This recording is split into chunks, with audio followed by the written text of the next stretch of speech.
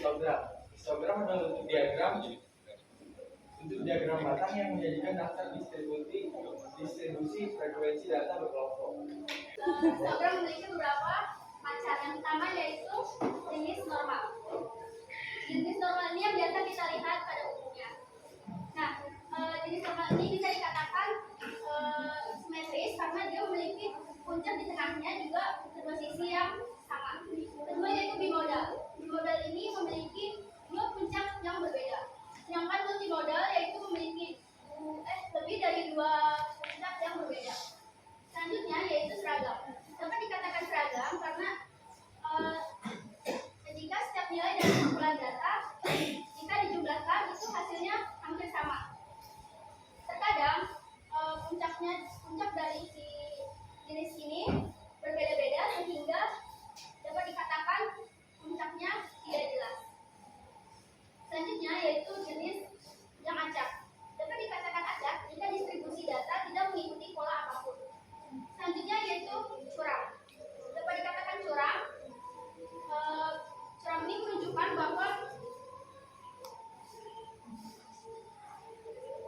menunjukkan bahwa data terbanyak itu terletak di salah satu sisi. Jika curam kanan, data terbanyaknya terletak di sisi kiri.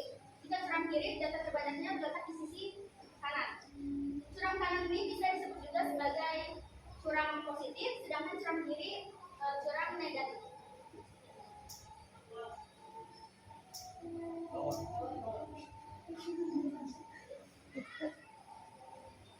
Jadi penggunaan histogram.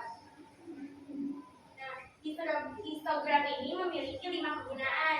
Yang pertama yaitu memantau spesifikasi mutu produksi. Yang kedua yaitu memprediksi kondisi pengendalian proses. Yang ketiga yaitu memantau pengembangan produk, alat, dan teknologi produksi. Yang keempat yaitu mengetahui penyebaran atau distribusi data. Yang kelima yaitu mempermudah dalam menganalisa dan mendapatkan kesimpulan data.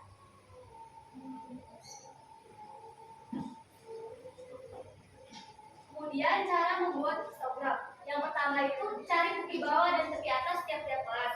Yang kedua buat bidang tempat menjadikan data yang membuat nilai tepi dan frekuensi tiap kelas. Dan yang ketiga gambar data sesuai dengan informasi frekuensi kelas.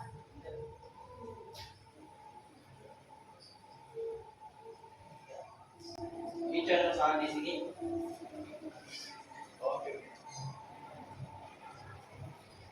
Ini ada contoh soal. Ini contoh soalnya itu mengikuti data dari kelompok 3. Dari data tadi kita bisa mengelompokkan data-data tersebut menjadi nilai 30 sampai 39 dengan tepi bawah 29,5, tepi atas 39,5 yang memiliki jumlah nilai sebanyak 6. Lalu nilai 40 sampai 49 dengan tepi bawah 39,5, tepi atas 49,5 dan memiliki banyak nilai 7. Lalu nilai 50 sampai 59 dengan tepi bawah 49,5, tepi atas 59,5 dan memiliki banyak nilai 6. Lalu ada nilai 60 sampai 79 dengan tepi bawah 59,5, tepi atas 69,5 dengan banyak nilai 15.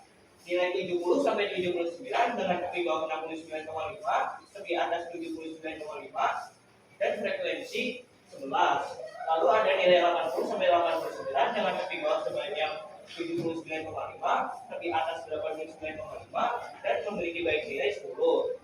Lalu ada nilai 90 sampai 99 dengan tepi bawah 89,5, tepi atas 99,5 dan memiliki baik nilai 4. Dari data ini kita dapat membuat histogram seperti ini. Histogram ini tidak mengikuti pola apapun, sehingga dapat dikatakan histogram ini termasuk ke dalam histogram acak.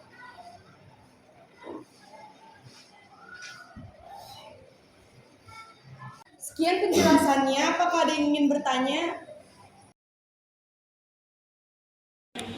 Perkenalkan, nama saya Nasi Putri dari kelompok 1. Izin bertanya, untuk apa sih namanya? Data ya. Data yang diperoleh ini kan bentuknya masih acak ya. Apa ini tuh nggak perlu diubah dulu ke bentuk yang urut? Boleh langsung nyari yang frekuensi sama apa sih, panjang internal ya? Bukan panjang internal, apa sih? Frekuensi sama panjang kelas. nggak perlu diubah dulu datanya ke yang bentuk ngurut kayak kemarin yang kelompok 3 kan diubah dulu ya kayak 30, 35, 40 dan seterusnya sampai yang paling besar nilainya.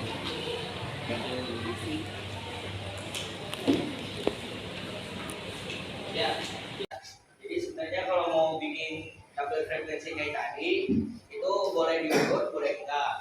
Kalau diurut kan itu nyari frekuensinya kan lebih gampang. Tapi kalau misalnya mau ngurutin terus mau nyari frekuensi itu bisa pakai yang namanya tulus. Ya, Garis-garis satu.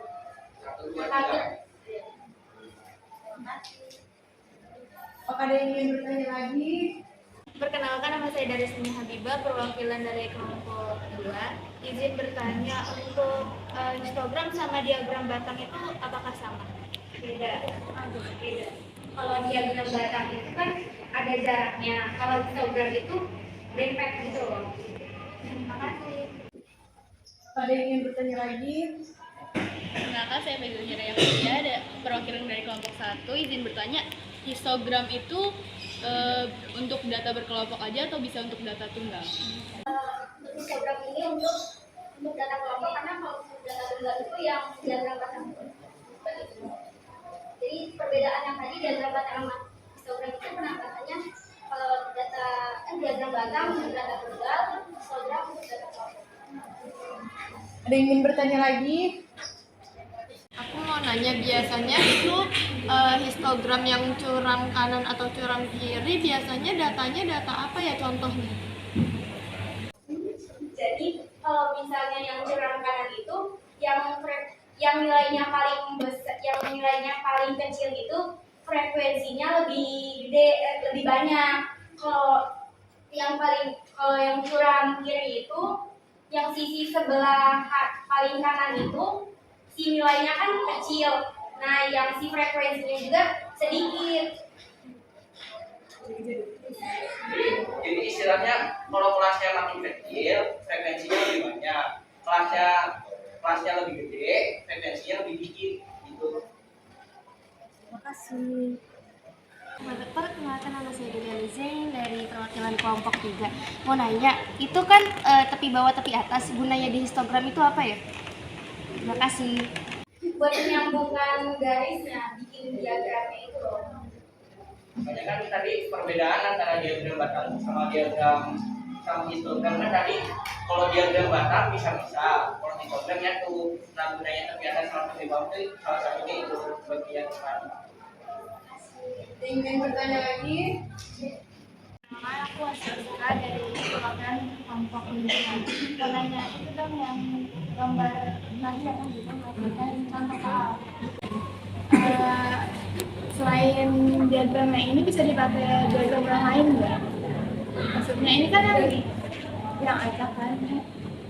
Maksudnya dipakai diagram yang lain gitu, jenisnya. Tergantung data, karena datanya ini kan si frekuensinya tuh naik turunnya tuh beda gitu. Jadi kan maksudnya diagram acak, kecuali kalau misalnya 30 sampai 39 itu nilai frekuensinya tuh lebih banyak, jadi menurun ke sebelah, misalnya sebelah kanan, berarti itu termasuknya curam kanan. Kalau misalnya menurunnya ke sebelah kiri, berarti curam kiri. Tergantung dari si datanya sendiri. Ada yang ingin bertanya lagi? Kayaknya tidak ada. Jadi kita tutup aja presentasi kita kali ini. Mohon maaf bila ada kesalahan ya. Terima kasih ucap kelompok kami. Wassalamualaikum warahmatullahi wabarakatuh.